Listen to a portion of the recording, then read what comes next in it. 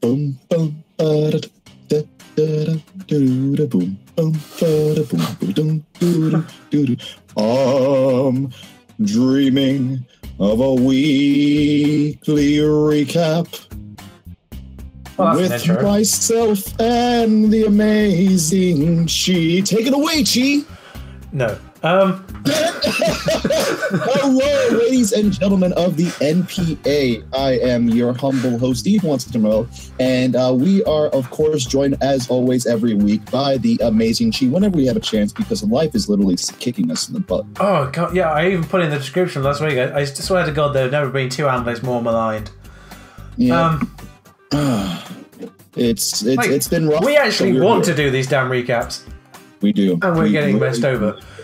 We look at those people who just, you know, half-arse it in like, oh, it's fine, whatever. We actually want to do these.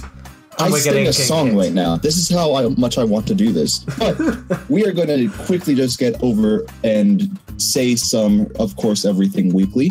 And if you guys do enjoy the video that we are about to witness right now, please do leave a like and a comment down below. We're going to go over all the things that happened this week. Week 11, correct? Yes, sorry, yawning. It's week 11. Yes, it is. We're going to be out of a job soon. A minor bit of admin, I think. And that is just to say that Duncan's remaining matches will be played by what was, I think, Pum's assistant coach, Lindomar, and his really awkward to say, Seattle Sharingan superiors. So yeah. That's a mouthful. That's okay. Just a minor yeah, basically. And if he was even going to end up in the playoff spots, that would not happen. So yeah, that's basically any bit of admin that we have for this week, I think. Yeah, that's only one of the big ones. And of course, as every week, if you guys check out the description down below, there will be a playlist to all the battles that we will be talking about today. So if you want to take some time and watch some of those before you listen to us, go ahead. But you're here to listen to us, of course, so stay around.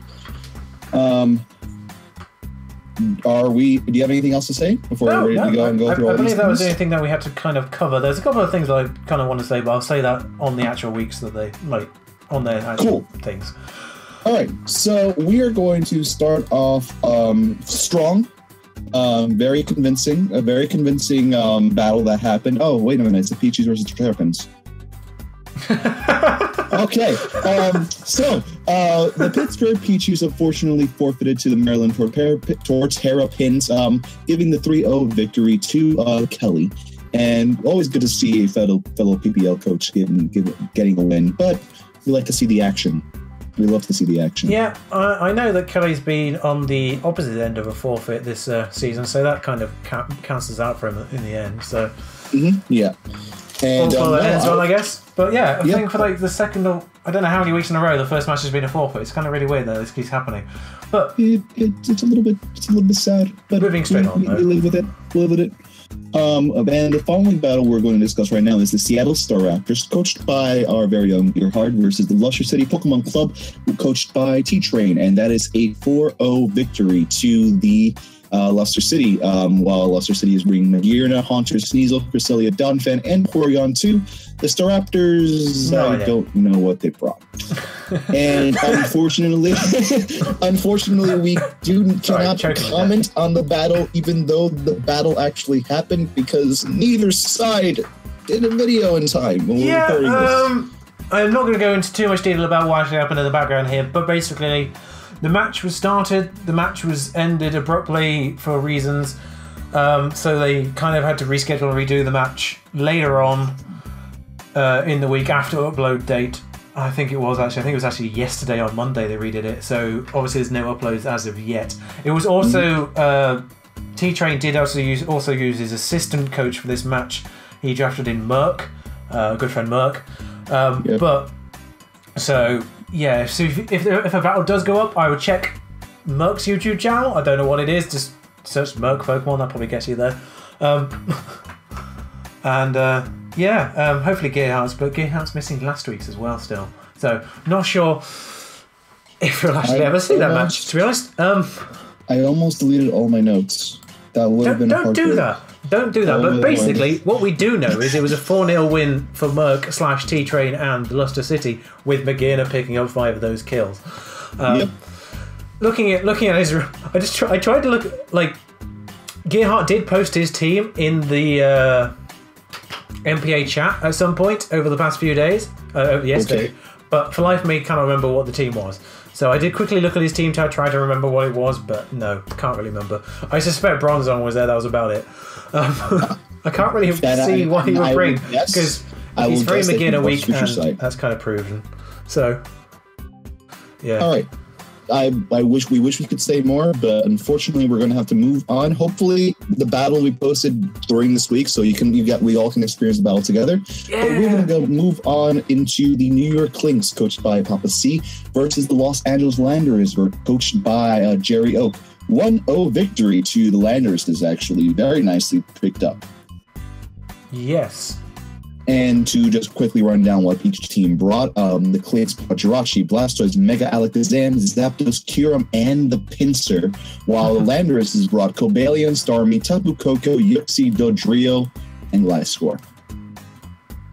Indeed, yeah. So this was a good match, obviously a 1-0. And I really should have found this. I should have really been on that part of my notes, but I wasn't. I only have one real main point of contention here is when a water type is switched in on an electric type, why are you not expecting shenanigans?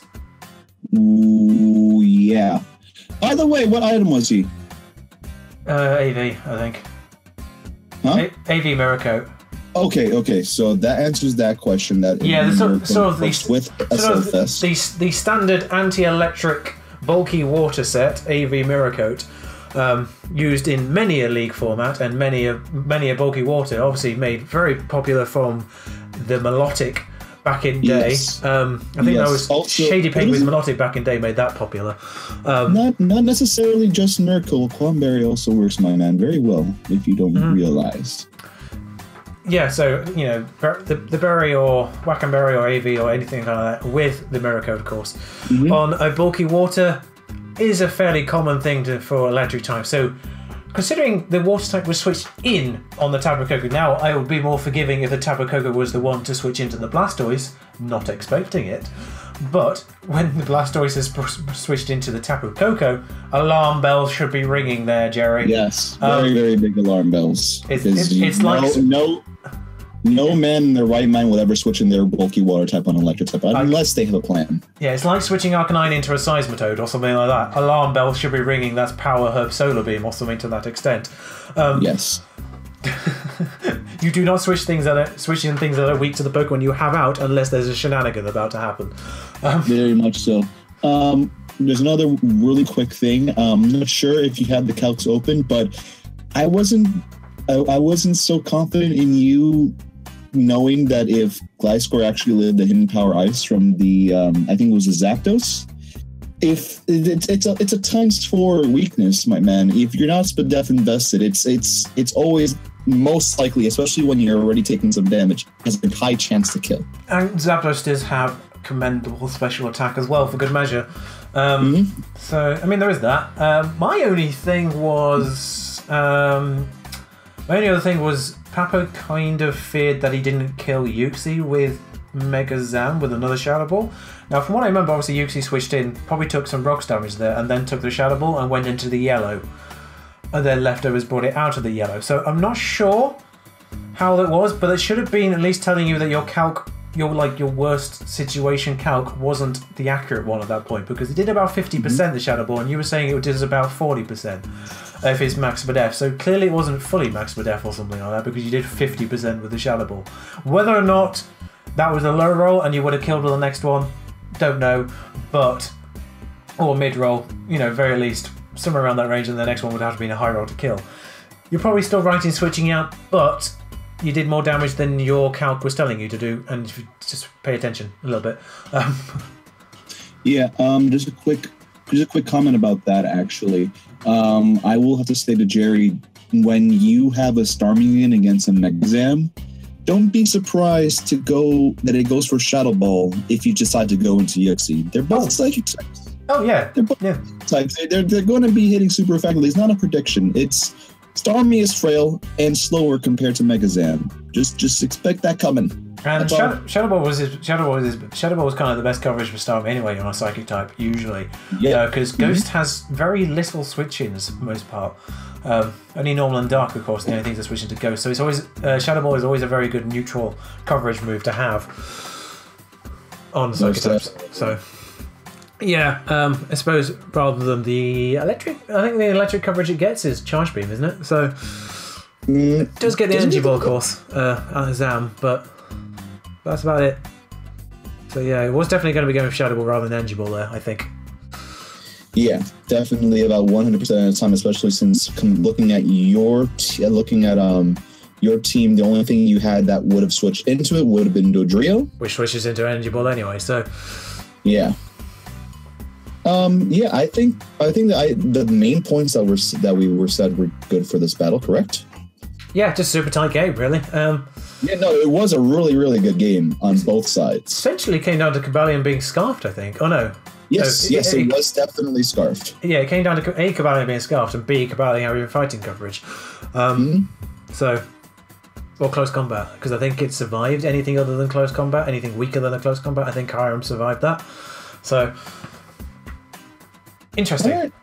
It was a very, very interesting game, and honestly a fun one to watch because it kept me on my toes. Not a lot of faults, just those three sort of minor issues, which, considering how long we've talked about them, made it seem a lot worse than it was. But it's okay. We like to talk, and you like to hear our voices. Well, there's two of us. We ramble a bit, but yeah. Yep. From this point, we're going to move on to the next game on the list, which is the United Kingler, coached by Professor Willow, versus the Seattle Sea Kings, who is coached by Jodor. Jodor, our overlord. The Kinglers brought Chatot, Latios, Alumomola, Mega Gyarados, Rotom Cut, and Torkoal, while the Sea Kings brought Breloom, Landorus, Therian, Rotom Wash, Togekiss, Metagross, and the Drapion. 4-0 win to the Sea Kings. Yep, this obviously is a 4-0 loss, and therefore to Willow there, which does unfortunately take Willow out of the playoff race, I believe. That is actually very unfortunate because he was doing well for himself. Yeah, he wasn't. To be fair, he's still got one match to play because I think he's got the bye week next. But he's still got one more week to play, and he can get him. He can get himself back to 6-6, so he can get him back to a neutral win-loss thing. But he is out of the playoff race, I'm afraid. Because the Orlando Magikarps have been on a charge of late, but oh my lord, we'll get to them later. Yeah, we'll go to them later. But they've been picking up the wins of late. Alamomola there, and Alamomola was the Z move user this week, just out of interest. Really? Yes. Very rare you see that happen, but it was ICM Z Blizzard, but never got to use it. But that was the thing that was there. But yeah, there was quite a lot of hacks in this game. Yeah, like a couple of crits, right? Well, not necessarily. I'm not sure if necessarily. Oh yeah, because there was the first crit on the Torkoal, which was unfortunate, and then I think there was another one somewhere around. But I think there was a crit that didn't matter at all because it was that low HP or something like that. Yeah, but the crit on the Torkoal did matter because obviously it took 2 or whatever it was before it got crit, and therefore it had to rest immediately. And then he had to play the Sleep Talk game, which got 1 out of 2. So, yeah, which to be fair, I think 1 out of 2 is not too outside the realms of probability. I think getting one wrong isn't too far off getting both right. I think there's still more probability of getting both right, just by simple fact of being 2/3 times 2/3, but rather than 2/3 times 1/3. But it's not too far off. However, oh no, yeah, because there's 2/3 times 1/3 twice. Yeah. So it's about the same, I think. You get the same amount of chance to get one as you get 2 there. But there was burns here, there, and everywhere. Yes. I think over the course of the game, Latios got burned, Metagross got burned. Anything else? The only thing I will mention about that bird on Metagross, Jodor wanted, if anything, he was, as you saw in the battle, he clearly wanted that Metagross gone, so he didn't mind whatsoever about that bird. Yes. Willow's commentary there was quite amusing. It's just like, it kind of took me about 5 turns to realise he was trying to sack Metagross. But no, I personally have nothing to say about Jodor's side. Jodor had a plan. He knew what he needed to do in terms of getting his rocks up, getting the mons that he needed eliminated or chipped down to the point where Braylon can just clean up and win, and he executed that to the T. From what I heard on Willow's side of things, I think it was a roll to kill Rotom Cut and a roll to kill Alomomola. But yeah, apparently, maybe, I'm not sure. That was from his commentary. I haven't done the calcs myself, so it might have been a couple of rolls to finish up a couple of Willow's mons there, but not sure. And I like the fact we got to play watch the Chatot switching game again. That's always fun. I thought it was a good time. Answer: Drapion wasn't a switch-in. I don't think he was actually using that as a switch-in, but rather than a sack. But still fun to watch Chatot kill things every week, nonetheless. It's a Chatot. Why is this so loud? But Chatot is amazing. Chatot's a very good mon in terms of the pure power and the possibilities you can do with it. And I think with that, we're going to move on to another bird Pokemon, which is the IOWvMU versus the Munchlaxers United, coached respectively by Radioactive and King Bub. The IOWvMU brought Thundurus Incarnate, Nihilego Ribombee, Keldeo, Golurk, and Registeel, while the Munchlaxers United brought Celebi, Greninja, Conkeldurr, Mega Pinsir, Meloetta, and Stunfisk. 4-0 win to King Bub. I just want to straight after this match. I must have zoned out at some point in this match because I do not remember Nihilego being in this match at all. It didn't do much. That would be why. I think it got a revenge. I think it got a revenge kill on like Mega Pinsir. And that's what Greninja happened. Yeah. Yeah, because at some point Mega Pinsir died and I wasn't aware of what that was. The only comment I actually have, I watched Bub's side, but like the only comment I have is why is Ribombee so weak, even with a Life Orb?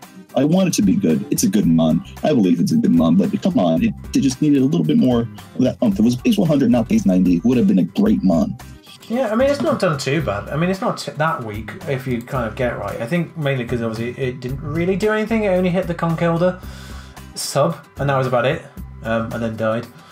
So that was amusing. I'm kind of interested to know how many Ribombee's Mega Pinsir killed there.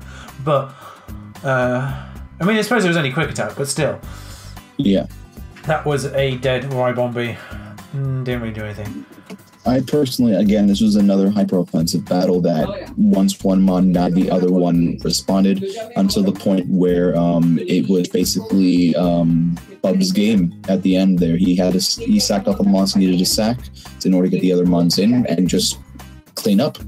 That's what I saw with this battle, and I don't have much comments on my side. Mega Pinsir and one thing else died. What was the other thing that died? Stunfisk again. Oh, poor Stunfisk, can't catch a break. But Stunfisk does the work. He is putting in work. He is taking all the hits. Speaking of Stunfisk, there was good prediction game. I think that was what had Surf, which is good prediction gaming there. Got a Surf off, I think, on the Golurk, which was on the Switch, which was nicely done. And then I just kind of feel like Bub's prep and plan worked essentially. Like his prep, like he prepped things to survive certain situations, and they survived those certain situations, and then killed in those situations. So yeah, a lot of good prep work from Bub this week, basically. Also, nice sort of alarm bell ringing that Keldeo coming in on Mega Pinsir. Something was up there.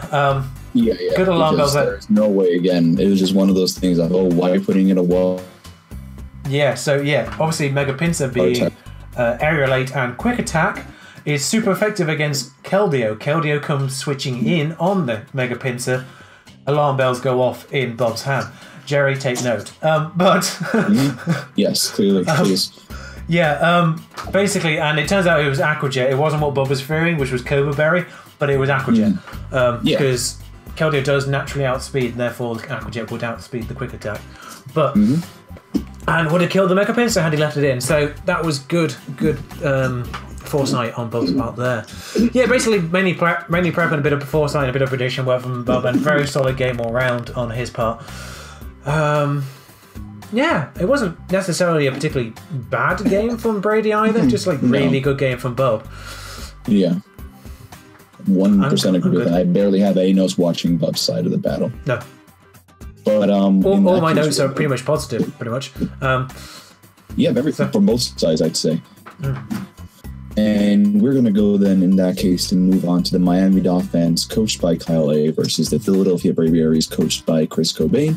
The Dolphins brought Roserade, Weavile, Polito, Trimac, Tornadus, Therian, and Armaldo, while the Braviaries brought Mega Scissor, Cofagrigus, and Polion Swallow as Zelf and Thunder's T. And may I note on the document, it says as Zelf Booms.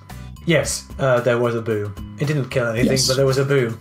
Really unfortunate that it didn't kill anything.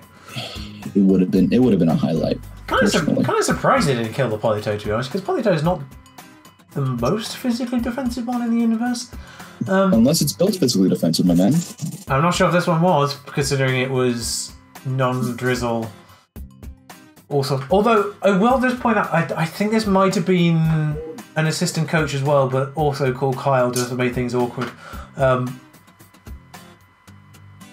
not sure if this was Kyle or AC Kyle, but good foresight. No, this was AC Kyle. This was AC Kyle that was battle. If you kind of remember early in the season when Brady fought Chris Cobain, we talked about how Brady brought the rain, and that was probably a really bad idea because Chris essentially has a rain team without rain in the form of Mega Sizz, Thunderous T, and Polion. He has another water type, I think, as well, for good measure.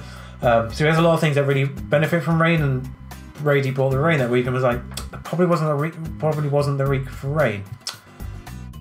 These guys also have a rain team and picked up on that and didn't bring the rain. So prep point, good prep on that part. He brought Sunny Day instead. Yes, actually, and that's why I was like, yes, I'm really glad you identified that the Braviaries are a rain team that doesn't have rain. But what exactly was Sunny Day doing too much other than just allowing Solar Beam to happen? I think it was funny because of the fact that Amon on the Braviary side also had Solar Beam. He was gonna like, oh, I can click Solar Beam myself now. You just helped me. Thank you for that. I think maybe it was another battle that they also. Oh no, it was the Willow battle. Never mind. That was a completely different battle. Okay, but yeah, because there's another guy's team that gets Solar Beam that he brought, but I'm not really sure what a Sunny Day was for, especially on Armaldo, because that was entirely pointless. But yeah, I can understand it on the Roserade setting up for itself, but I can't really understand the Roserade Armaldo at all. Armaldo would have been just better off getting rocks up or something at that point, turn one. Or even having Earthquake and predicting the Empoleon to come in, because Empoleon kind of hard counters Armaldo. And Roserade doesn't switch into a steel move either, should that have gone for like a flash cannon, for instance. Which would have been probably one of his better neutral plays, actually. It's still a resisted hit though, isn't it? Not on Roserade. Poison doesn't resist? Nope. Steel? Okay. Steel is immune to poison, but not the other way around at all. And considering that Politoed is the only thing that resists steel, also resists water, then he had absolutely no reason not to be clicking flash killing on Armaldo.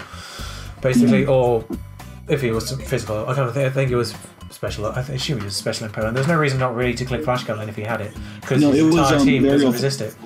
Empoleon this week was very offensive. Yes, very offensive. But yeah, I have like Solar Beam exists, but don't really see the reason for that. I mean, like Thingy Plate, either like the Meadow Plate Energy Ball probably would have done enough. Would have turret KO'd the Empoleon. I understand that the Solar Beam would have probably turret KO'd more defensive Empoleon. Now I realise that, but really, did you really need that? But unfortunate crit maybe on Cofagrigus with the Ice Beam. Not sure. Possibly, because I think he still had the investment, even though he was a nasty plot set. Considering that Polito survived that explosion, wasn't offensive as well. Yeah, so, I think definitely that crit had some playing to do because honestly, with the Cofagrigus living, things would have kept on being picked off until the trick room end because it was a +2. +2 Cofag is nothing to laugh at. Yes, so we don't have the exact spreads for that to work that out ourselves, but potential important crit that would have which would have made that a much more one-sided battle. And then finally, Mega Scissor kills Polytoad Bullet Punch. Just finish it off. You switch in Primeape with less than half health. Yeah, especially when you saw that it brought the priority again this week. Yeah, it always should bring priority, but like it already revealed that he has Bullet Punch. Literally the turn before. So yeah, needless death was needless. So agreed. Very much so. That's it. Because you could have saved that a little bit later and like try to at least work around the Mega Scissor until that was dead, and then everything else. Well, because I think the Swallow was also dead at that point as well. I'm not sure there wasn't a great deal left at that point. I don't think, but I think there was at least 3 on both sides. Obviously, I think there was 2 more Mons left on Carl's side at that point. So no idea why Primeape was the immediate switch in there. I think Roserade was the other one. I mean, to be honest, the rest of the team probably didn't really handle it if Roserade didn't have Inner Power Fire. But if he didn't have Inner Power Fire, then what the heck was that prep? But yep, because Technician Inner Power Fire, Mega Scissor doesn't enjoy that. But yeah, never. Anyway, that's about my notes. Yeah, honestly, I think that beats the horse to the pulp. And we're going to keep on moving because horse brutality is wrong. We're going to go into the Rochester Rhydons versus the Tampa Bay Luxrays, coached respectively by Big Plum Gaming and the Exception. The Rhydons brought Mega Blastoise, Rapirior, Kyurem, Black Tornadus, Chestnut, and Florges, while the Luxrays brought Araquanid, Diancie, Hitmontop, Porygon Z, Darmanitan, and Ferrothorn 2-0 victory to the Rhydons. And may I say, even though it didn't work, I was so excited to see Chestnut.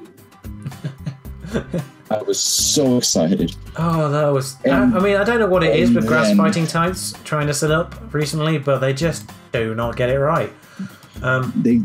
It was so close. It was so close. If only he didn't have priority. If only.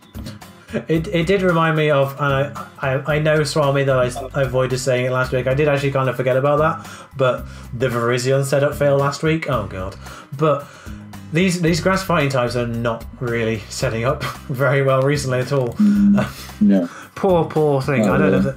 Is there a third one? I can't remember if there's a third grass fighting type. Oh, Breloom. Yeah, basically, Jodor, avoid trying to set up with Breloom next week because clearly it's not working for you guys.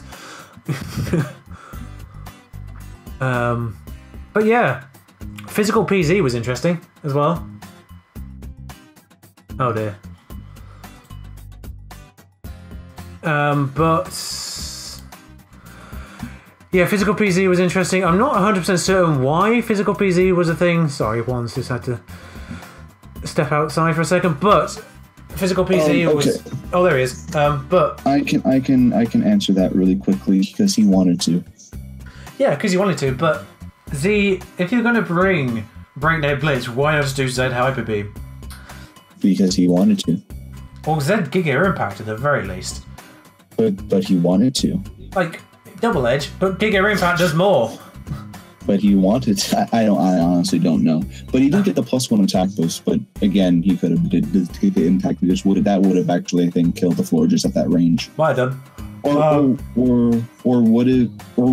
Is it because of the same base power and he just wanted to make sure it was accurate after he did the Breakneck Blitz? Because Z moves do have a cap. I know. Giga Impact is the maximum one you could possibly get. 120s aren't that high. Okay.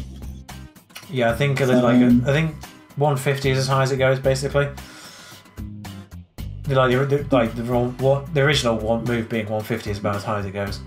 Okay. Because otherwise there'd be kind of very little point to running Z Hyper Beam over other normal moves. Rocky Helmet Rhyperior was the best thing this week for this match, I believe. It looks like the best way to deal with Darmanitan is just bring a rock type with Rocky Helmet. That's the best way to deal with it. Because I've been seeing him in other leagues doing the same thing, and it's just been doing the work. Like, Darm does get Earthquake, I think. Or Bulldoze. It does. It does. But yeah. And does get Close Combat, I want to say?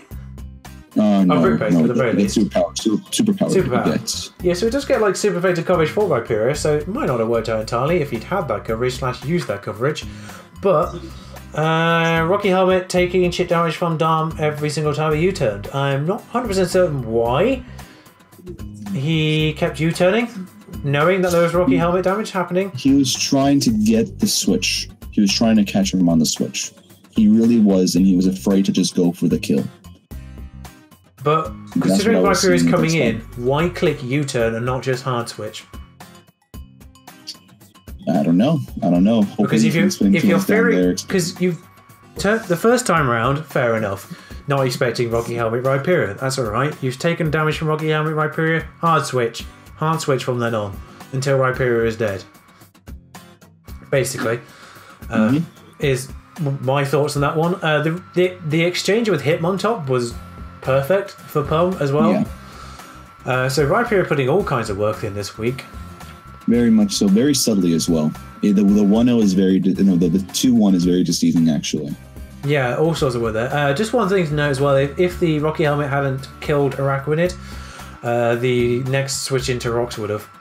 So it would have been forced to stay in anyway.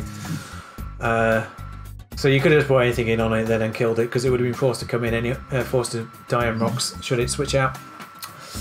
Yep. So either way, Rhyperior got Araquanid into range, so that was cool as well. Yep. And also, unlucky burn at the end, honestly, to grab up everything, because this game was, again, a very, very well played game from both ends. It's just that Exception would have had a chance if not for the burn on the Deancey at the end right there. I would say, he said he would at least have a chance if he was lucky with the Diamond Storms hitting all the time and possibly getting a crit. Because what did he have? He had a Tornadus? A Tornadus and Karen Black at that point. Yeah, Tornadus, Karen Black, and Mega Blastoise. Two things weak to Rock. Yeah, because he did have the Trick Room, I believe, as well. That's why. Yeah, the Trick Room is up. That's what I'm just thinking. Oh, okay. I'm not sure if Tornadus... No, Tornadus probably won't survive one. Kara might have done because it's got enough bulk. Don't think Kara would have taken any damage at that point either, from what I remember. So I think Kyra might have been alright to finish it off should it had enough bulk to survive a Diamond Storm from Diancie. But other than that, yeah, considering Diancie had 0 health left, it could have literally clicked anything and killed it, but should it have been able to survive. But yeah, that's about it. The only other way around it would have been potentially sort of switching around, hoping Trick Room ran out and keeping Mega Blastoise alive. Or just anything alive to, outspeed it, but I'm not sure there would have been enough turns for that. So yeah, that burn could have been really, really important if Kyurem couldn't have survived. But yep, that is a good possibility on that. But honestly, just well played on Pum's side, because honestly, it would have came down to those two things of Kyurem Black and Tornadus. And that are two things that you shouldn't take for granted. Yeah, in hindsight, maybe going a little bit early with Chestnut was a bit of a boo-boo, considering Diancie could have done the things at the end there.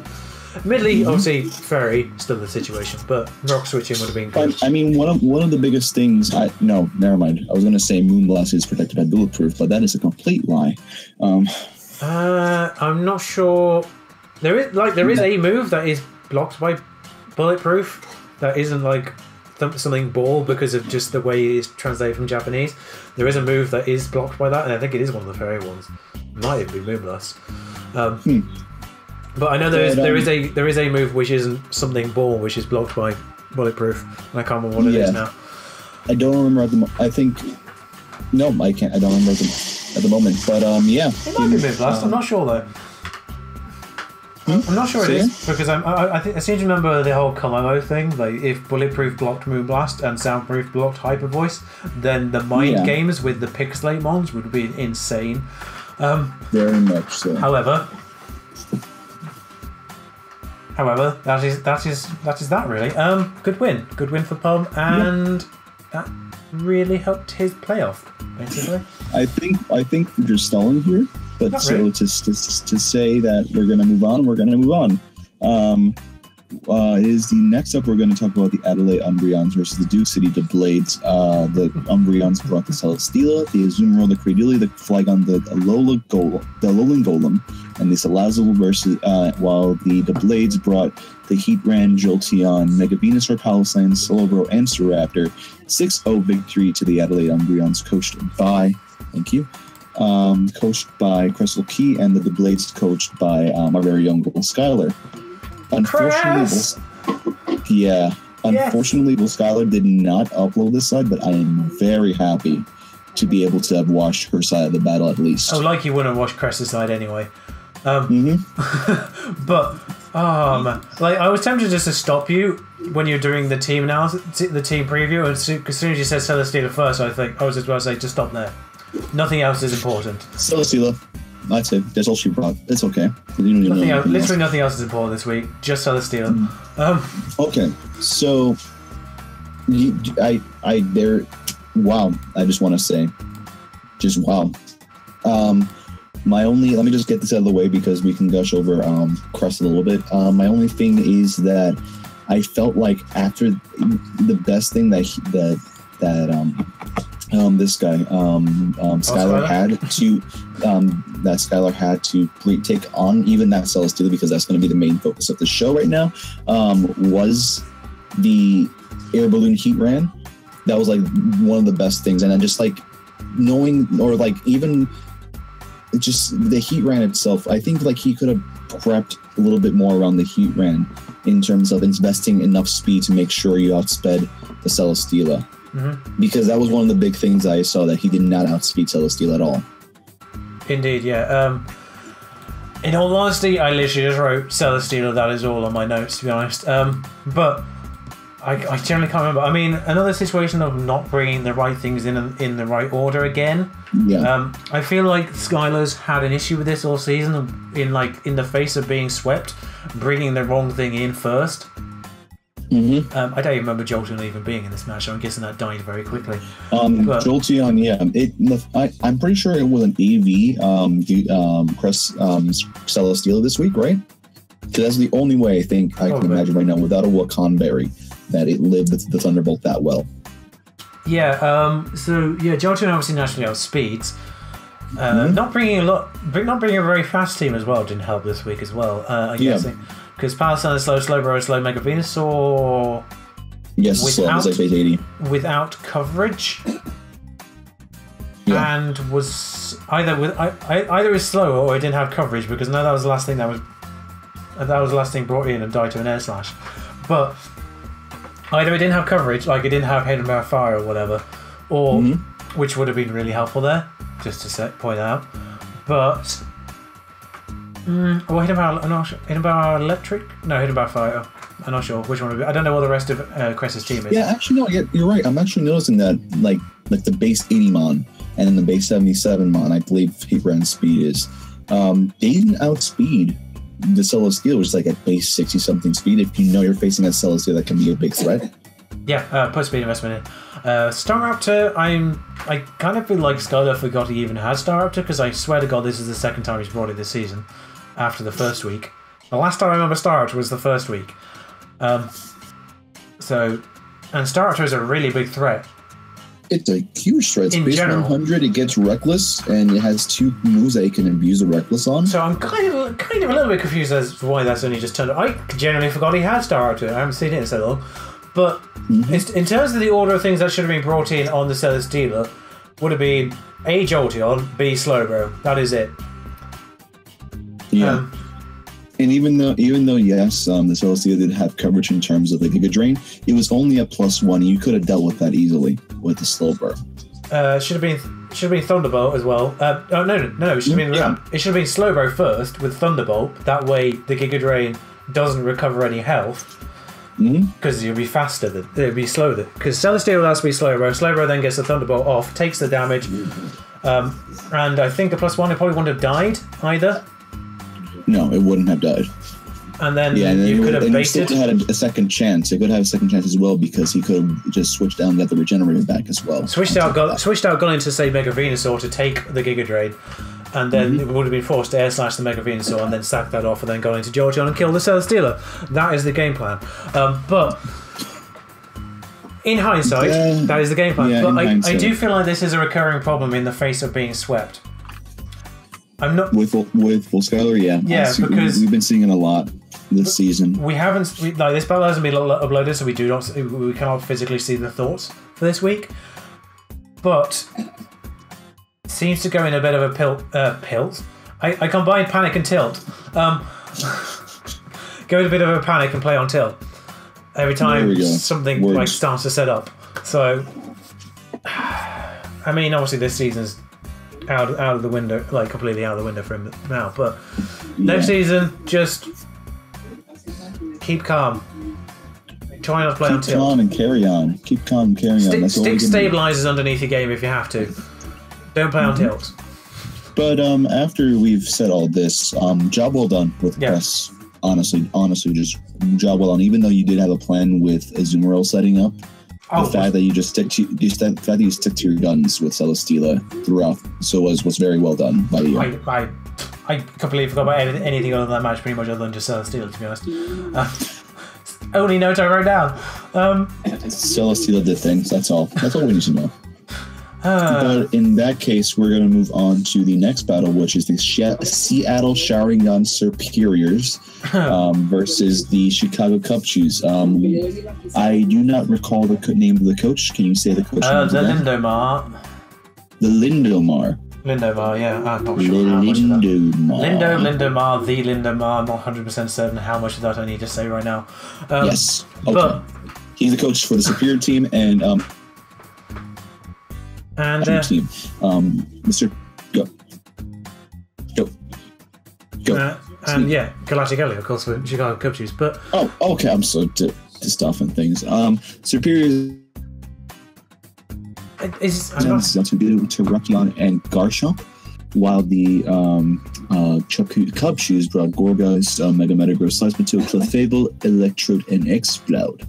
Take it away, Chi. And we go from one steel type beast booster to another doing the things, basically. Yeah, pretty much, actually. In all honesty, there was only one side to this match and it was 53 minutes long. Thank God for times 2 speed, but still. That didn't even help. It was still half an hour. I genuinely zoned out of this match so many times. Not that it was boring or anything, it's just so long. God damn it. The way this is looking, it looked like Terrakion got up rocks again and was a suicide lead. Either Garchomp or Terrakion. Either one of those. I am not 100% certain what even got rocks up, if rocks are even up at all. However, I have one kind of just. I mean, I will mention a couple of things in terms of the prep for the Chicago Cubchews that you won't have seen because there is no upload for Elliot's side of things. There was some actually really nice prep with the X-Cloud here, which was talked about in the server, which wasn't shown on obviously on Lindo's side of things, obviously, and Elliot didn't upload yet, at the very least. But X-Cloud was only carrying offensively Boom Burst and Focus Blast. That way, if Ditto came in and transformed into X-Cloud, Gorgeist could switch in for free. Oh, that's actually very smart from That was really nice prep. Sadly, it never happened because the only thing Ditto transformed into was normal Metagross because he switched it in before it megaed. Silly. However, it still did what he kind of needed to do. It got the Metagross weakened a little bit, and also something else. It also allowed him to see what the Metagross set was and see that it did have Inner Power Fire. Like, it was 3 physical moves, I think, Dual Stab, Ice Punch, and Inner Power Fire. Naturally, because there's a Garchomp as well, so Ice Punch, yeah. But I was a little bit surprised that Zartu wasn't switched in a little bit more than it was. Zartu's a very good deterrent in this matchup, I see. Yeah, could have switched into sort of Clefable a bit more, considering they were where the Clefable did have Thunder Wave. And I think Gorgeist had Leech Seed and Will-O-Wisp, so Xatu could have bounced, pardon me, both of those back. And just gone, no sir, not today. Of course, Xatu is weak to Ghost Stab, should it have it, but... still an effort. Other than that, like later on in the match when the Kartana... well, no, I can't remember what it was, but basically... I can't remember, oh yeah, Zam was in on the Clefable and not thinking that it could kill it from the range it was at. And knowing that Clefable was going to Thunder Wave, switched into Terrakion. It's like, you have a Xatu, you could have bounced that straight back in its face. Easily. But, not sure why. Xatu was the switch in there, but Terrakion switched in. Didn't get paralysed, I don't think. Well, it might have done. Can't remember if this... I think there was a full paralysis in one match, it might have been this one. And then Terrakion basically died. In order to get Kartana in on SESvTOAD. Which then proceeded to do the things and stuff. Which the SESvTOAD proceeded to switch out. Kartana set up the Source Dance on the switch into Electros, killed Electros, killed Metagross with Z, Fighting Z all out pummeling, and then Clefable came in, unaware of course. Unaware Clefable came in. It's still a smart strike away. Took one smart strike with the Babiri Berry and Moonblasted. Okay. I have absolutely no idea why. I would love to have been able to hear your input on that, but sadly. I really wished I could have, but there was no upload for that. Moonblasted. Not sure why. Guessing Clefable didn't have MIAvPHI, but I'm not sure why. That would be an accurate. Flamethrower. Like, is it? Flamethrower. Yeah, flamethrower. Yeah. What am I talking about? But if you got Babiri Berry, clearly for the Kartana, why do you not have the fire coverage? / did you not use the fire coverage if you had it? / B, Thunderwave. At this moment, we will never know, but we'll give Elliot the benefit of doubt because he's been doing well this season, and just something might have happened. Not 100% certain. I mean, I think Elliot's come a little bit undone this week and last week as well, a little bit. So hopefully he can sort of recover in the last week. I'm not sure if he's still got his bye to go. I don't think he does. I think he's already had his bye. So yeah, I hopefully think he can recover in the last couple of weeks because he is on the edge of playoffs. Oh, that is actually teeter-totter right there. That's not good. You want to be in.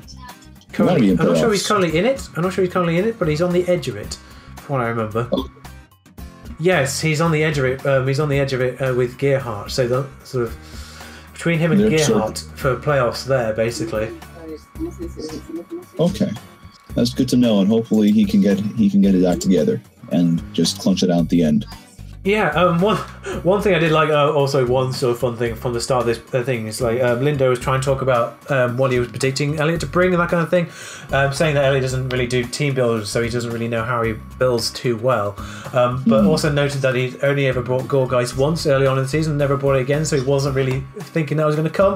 And Gorgeist turned up, which was really funny. The fact he specifically singled out Gorgeist for him only bringing it once so far, and then he brought it again.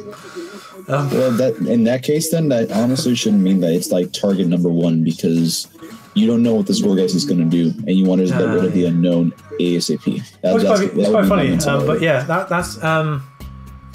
I need to go back down to that part of my notes, but that's about it. Kartana was the SD and the sort of, I think it's 20 level 50. I think it's 21 attack IVs with the timid nature to get the speed beast boost rather than the attack beast boost. Okay. Thanks for letting me know about that. I'll keep that in my back pocket when that's the Trixie Kartana, and that's why it outspent the Metagross as well. To point that out as well. Okay, good to know. Fun. I think we're that, and a lot of calcs and a lot of specifications, especially with only seeing one side. But we're going to go right into the New Orleans Pelipers, coached by John, a.k.a. Pokemon, versus the Hampshire's Haunchers, coached by Goffy's Enigma. The Pelipers brought Tapu Fini, Reuniclus, Raikou, Tyrantrum, Victini, and Quillfish, while the Haunchers brought Mienshell, Aromatisse, Frostlass, Miltank, Venusaur, and Volcanion. 5-0 victory to the Pelipers. I honestly must have zoned out of this match at some point as well. I am having really patchy memory of some of these. I do not remember. I do not even remember there being a Quillfish, which explains a lot because it died. But it was the only thing to die in this match, which probably explains why I don't remember it being there. But I'm actually going to double check right now the Haunter's team while we're talking about this for a quick second here, because I want to really see does he really not have a dark type? No. He does actually not have a dark type. So yeah, Psychic Stab really honestly did Goffy's in this week. Just the amount of Psychic Stab that was coming out from. Reuniclus was an interesting. It was, I can't remember what the third one was, but it was a third one which was slightly tricksy. But it was also Thunder. Yeah, I saw Thunder. Yep. And the Future Sight. There was a third move on it which was slightly tricksy as well, but I can't remember what it was. Now I think it was Knockoff. Yes, it was Knockoff. Reuniclus gets it. So yeah. There was sort of like a very tricksy Reuniclus, and obviously the Tapu Fini cleaning up at the end, which was pretty neat to see. But I just put Goffy's Future Sight. Venusaur is not the switch in. Yeah, no. The thing is though, what is a switch in on that team? Aromatisse, especially defensive. Yeah, Aromatisse and Miltank. Those are the only two things I would have saw. But definitely it wasn't a Venusaur, which. But the thing is, I think he was switching in. I think he was switching in Venusaur to take on the Tapu Fini. But at that point, it was turn 2 of the Future Sight.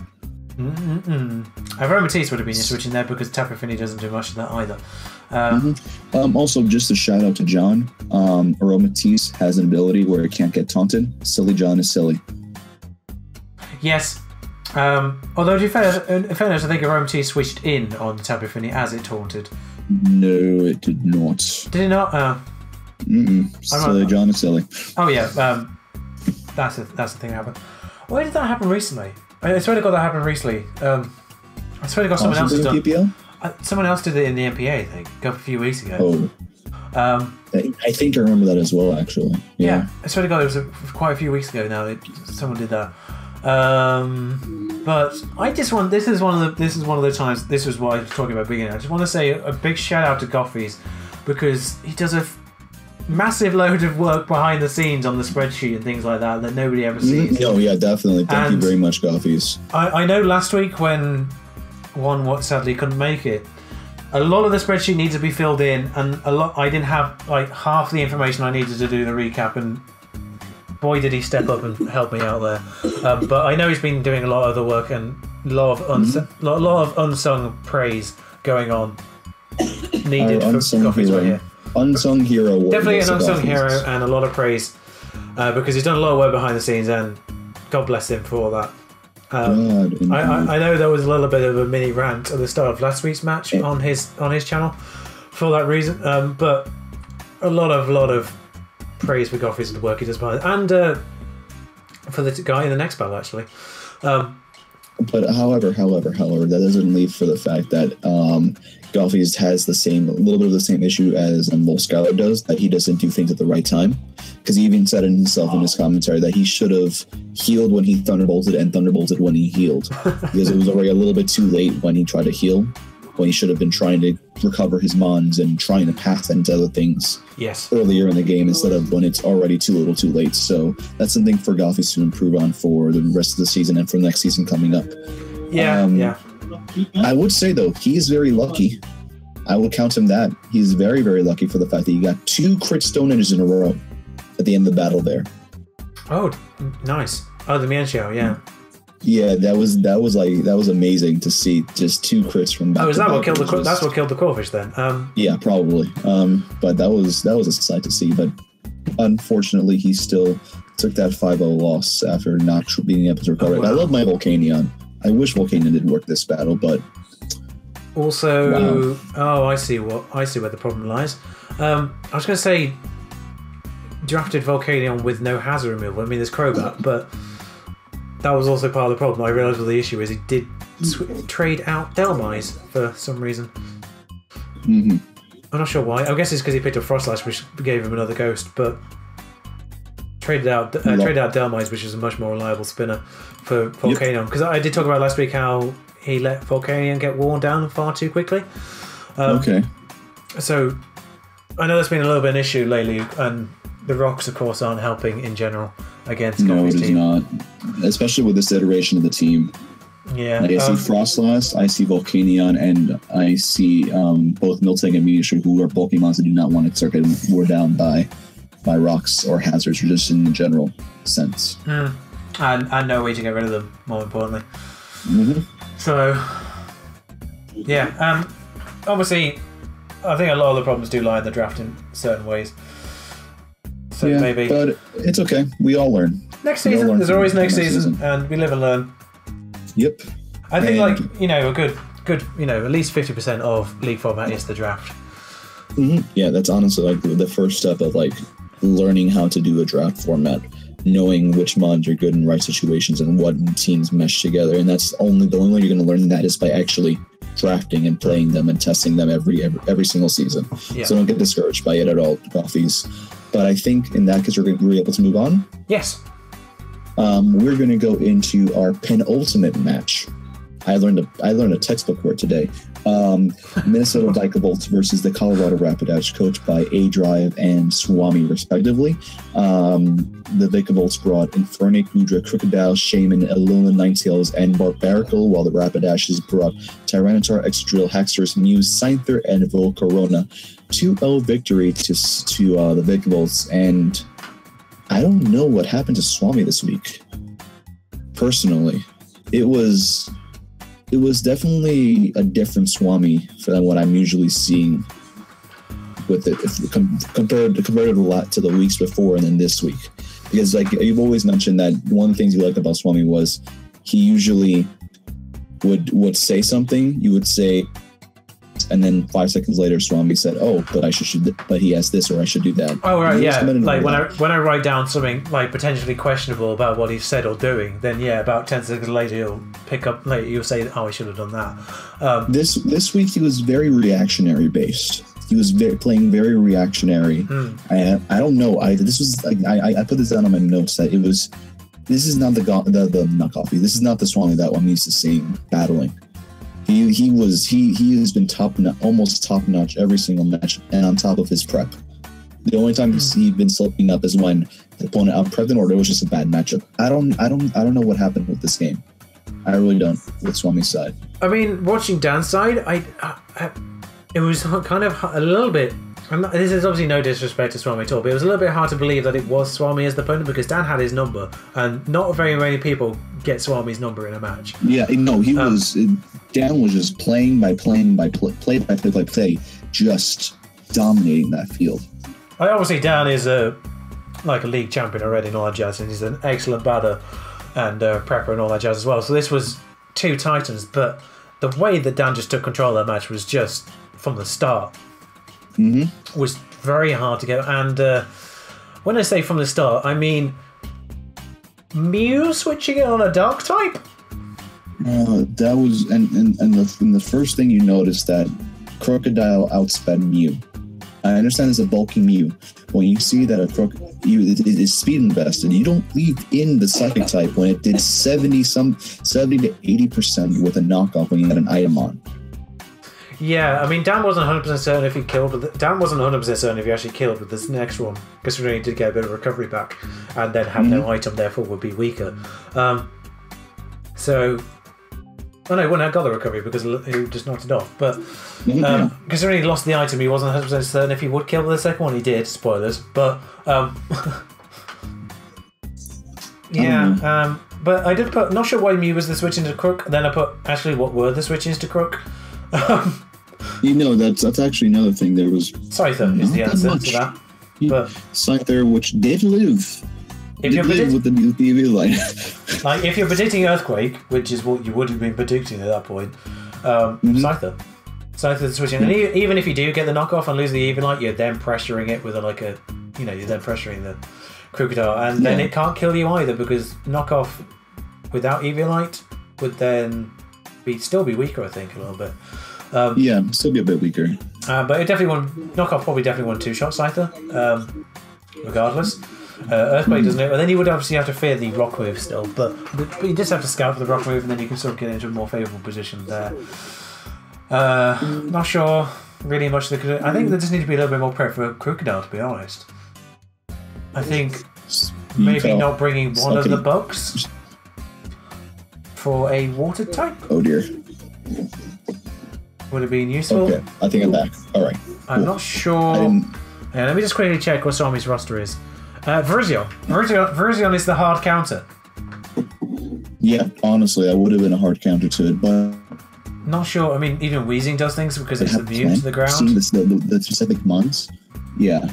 But Virizion is like one of the hardest counters. I mean, I think Virizion is the specially. No, is Virizion specially defensive or physically defensive? Give me a second. I'll look it up. I think Cabal is the specially defensive one, so I think Virizion is the physically defensive one. So Virizion is the specially defensive. Oh, it's specially defensive. Okay. But even so, it's still your hard switch into Crocodile. It outspeeds, resists, Quake Edge, resists knockoff. It benefits from knockoff. It benefits you. Benefits from knockoff. More to the point, kind of walls Shaman to a degree. Obviously weak to Infernape and Ninetales, but I kind of feel like Virizion was the thing you should have brought here instead of Scyther or Volcarona, either or. Yeah, because Volcarona immediately died. Yeah, Volcarona staying in on Gudra, I'm not 100% what it was attempting there. He didn't expect the coverage, I believe. He didn't expect the physical coverage at all from him. He thought he was able to get set up on this thing 100% of the time, and Dan pulling out the rock slide just caught him off guard. Even so, it would have taken some damage, and the amount of priority Dan has. True. So very true about that. Yeah. Probably could have finished it off after it took a damage, but even so, like Gudra gets like muddy water on the special side, I think, which probably would have killed Volcarona at the range it was at anyway. Should it have been a special? I mean, obviously the +1 Spadef from Quiver Dance, but I think that's the thing, isn't it? But yes. Yeah, it gets the coverage. But more importantly, again, Gudra was switched into Volcarona. He wouldn't switch it in if he didn't feel like if Volcarona could handle it. Gudra could handle it. Because Volcarona is a setup mon. You do not switch things into setup mons that cannot handle the setup mon. Yeah, very much. Should it set up? When you see coaches deliberately do something that's out of the ordinary, that means they have a plan. And just follow up, make sure you recognize that has a plan, and just do what Bub did. Immediately expect that something's going on and get out of there as fast as you can. Like in fairness, Gudra is the best switch in for Volcarona in the first place, but Dan's the league champion. If he knows that's his best switch in, he will put something on that to deal with that. I do have one questionable play from Dan's side of things, in fact. That was Crocodile versus Haxorus, with Dan fearing a Dragon Dance happening. Like, I can't switch out. I've got to just attack the Haxorus with my Crocodile. If I die, I die. It's fine. I've got a game plan from here, which is, good work, good talk from Dan, saying got a game plan should this happen or whatever. But Dan went for knockoff on the Haxorus, which was not the play, because knockoff is weaker than Earthquake. For starters. B, Haxorus, if it had been Dragon Dance, very high chance it would have been a Z move user as well. Yes, that is actually a good point. Therefore, knockoff would have been weaker as well. So therefore, Earthquake was 100% your play. I know Scyther was still around, but you can deal with that. But Earthquake was 100%. If you're fearing Dragon Dance, click Earthquake. Not Z knockoff there. However, I do want to give props to Swami for bringing weakness policy Tyranitar. Yes. That was pretty cool to see. What was even cool to see is what I was just talking about there is in the face of weakness policy rock polish, Dan was like, not going to panic. I've got a way to deal with this. It's like, oh, good. Yeah, no, we saw that in the game. And that's executed. And that's the kind of attitude and you kind of need in the face of something about to sweep your face. It's like, it's all right. I know what to do here. And that is the experience that Dan kind of brings to the NPA a little bit. Mm-hmm. And that's Very kind of much so. like to these sort of maybe the slightly sort of newer coaches, slightly less experienced coaches. That's what you kind of got to learn. That kind of attitude, that kind of zen, as it were. Yeah. But I also like to see Dan with the sort of disrespectful 4 times resist kill. It's like, yeah, I'll just fighting move this Scyther, it's fine. You got a style eventually, my man. You got a style. But that was it. No, I just got well controlled and actually surprisingly quick. Yeah, no. Yeah, it was a very considering it was live commed, it was still less than half an hour. But honestly, I just want to see Swami back. I want to see the Swami that we've been seeing all season. Also, this has big connotations, but for the playoff as well. But we'll talk about it very quickly at the end because we've still got one match to go, and we've gone over an hour. Yep. So just quickly, I just want to say, Swami, come back. Oh yeah, and also major thanks to Swami for his work on the spreadsheet as well. Okay. Cool. And we're going to go through our final match. We're going to talk about the Orlando Magikarps coached by the Choice Specs, and the Waterloo versus the Waterloo SESvLCP were coached by Old School Sin. Magikarps brought Dragonite, Snorlax, Gardevoir, Mandibuzz, Scolipede, and Mismagius, while the SESvLCP brought MPOM, Chandelure, Hydreigon, Magnezone, Milotic, and Mimikyu. This is how you do weakness policy. Not just weakness policy, my friend. There was 2 very good sets in it. And if I was in charge of Heat of the Week, oh my god, one of these guys would be on there. I loved Specs Snorlax set. I loved it. I loved it so much. Just to point out, it made me so happy and so mad at the same time that he got away with it. There's an apostrophe there. That wasn't a Specs Snorlax. It was Specs' Snorlax. Spexy. that would be something. That would definitely be Heat of the Week. But yeah, it's been absolutely ages since I've watched Specs side of a match. I think. I swear to God, the last time I watched Specs was week 1. However, we're gonna go. I'm gonna go quickly into the Snorlax. Oh god! How does it get high horsepower? Why did he bring high horsepower over Earthquake? He gets Earthquake style. That is just, oh my god. I don't think high horsepower has any secondary effects, does it? No. Those, I just don't no idea why it was an Earthquake then. But Fijiberry, Recycle, Facade, Belly Drum, Snorlax.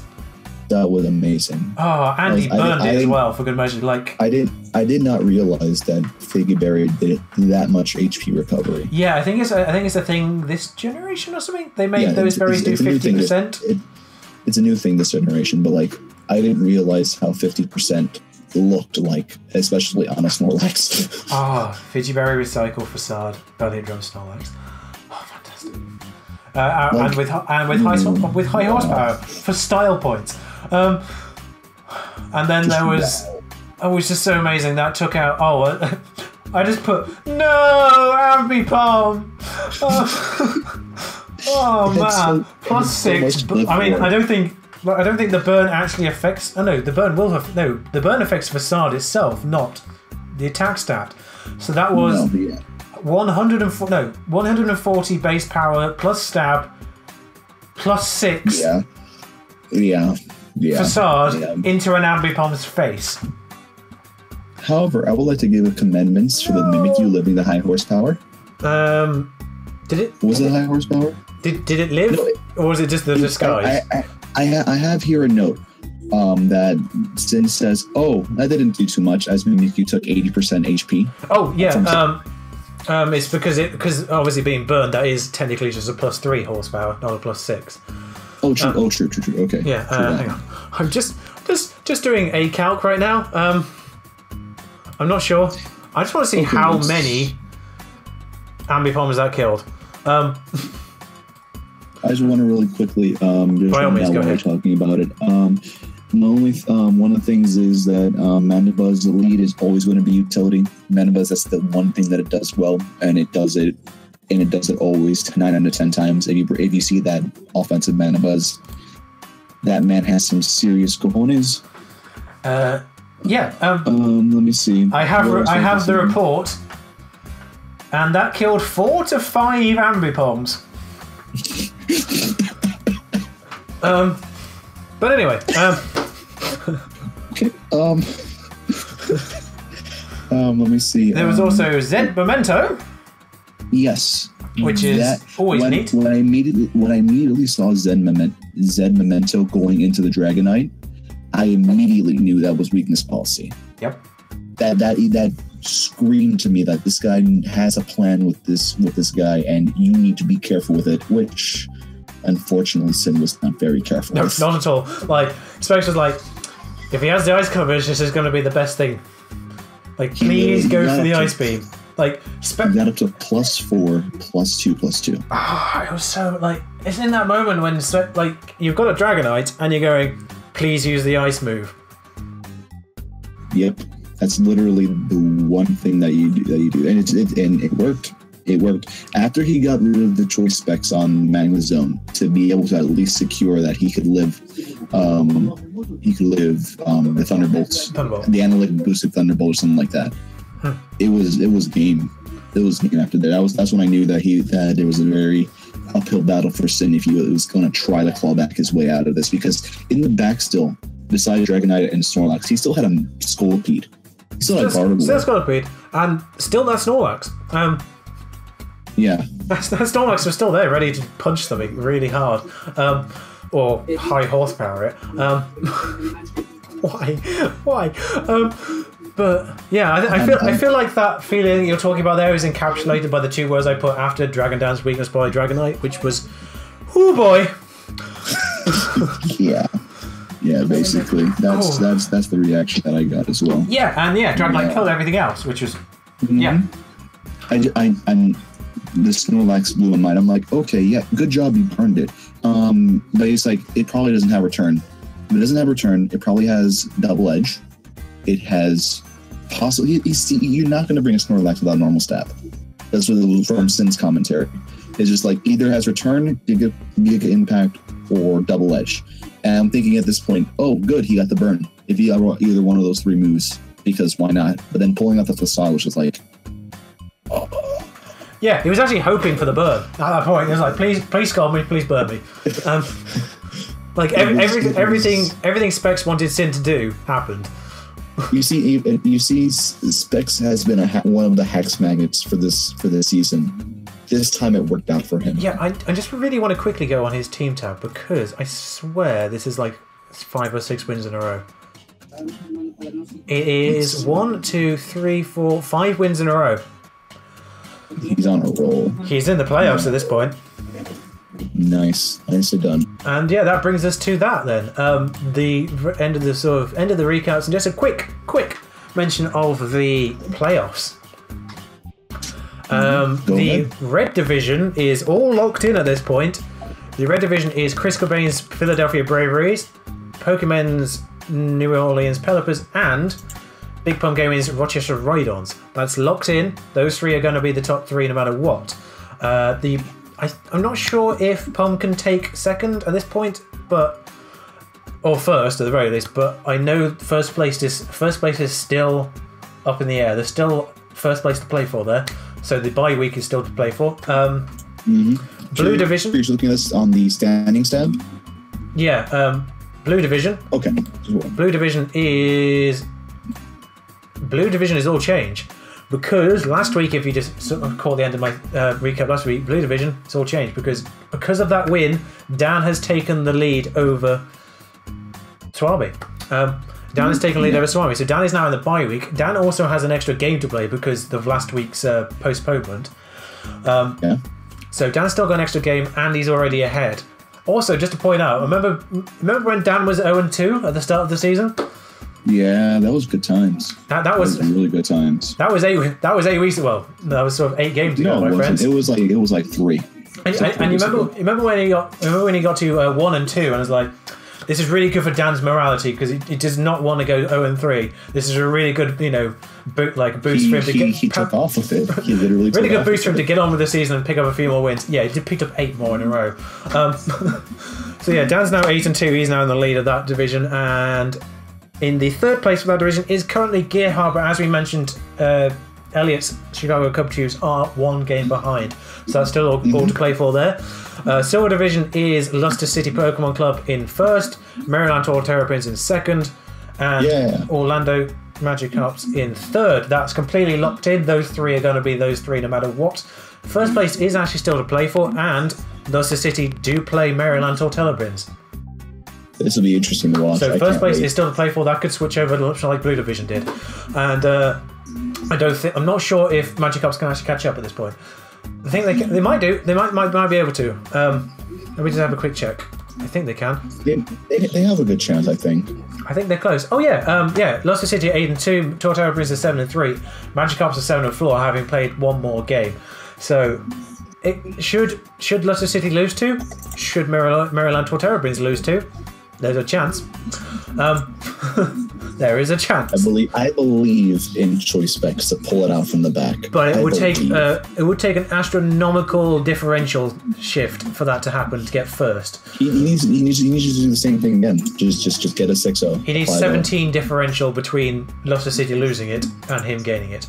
So I believe it takes a lot. And then Gold Division is Munchausen United in first, Jerry Oak in second, Los Angeles Landers in second, and Jodar is in third, but he's 4-6. Because Gold Division is just stupid. Gold Division is stupid. Like 3-7, New York Lynx has a chance. 2-8, Adelaide Umbreons still not mathematically ruled out.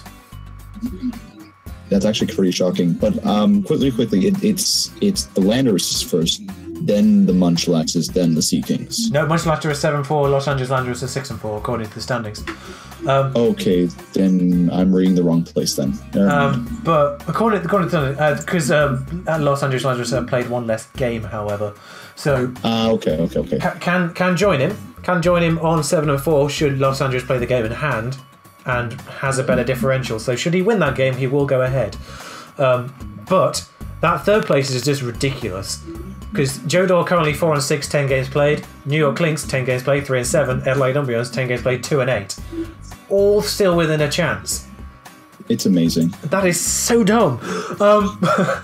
Should Jodor lose the last 2 matches and Papa C lose the last 2 matches because of his differential being +2 still, I believe, and Adelaide Umbreons winning the last 2 matches, they can get the playoff spot. It's amazing. There is still a chance. It's ridiculous. What is happening? Oh man, we're already at week 10 and there's still a chance for people to go up and down in the standings to be enough for playoffs. Just 2-8 and still a chance. Oh boy. Oh boy. Oh my god. Anyway, that's it from us, I think. Pretty much. Yep, I'm just going to go through things. If you guys enjoy and watch the whole video, please do leave a like and a comment down below down there, just saying your opinions of what happened this week. Coaches, as always, if you want to explain what our concerns were, you want to respond to them, leave it in the comments. We will more than appreciate your feedback from us, because we do respond. And if you guys enjoyed, thanks. We appreciate it. We like to be here. Yes, we do. And with that, I'm going to bid you farewell. Yes. Have a good one, guys. Until next week. Ta-ra.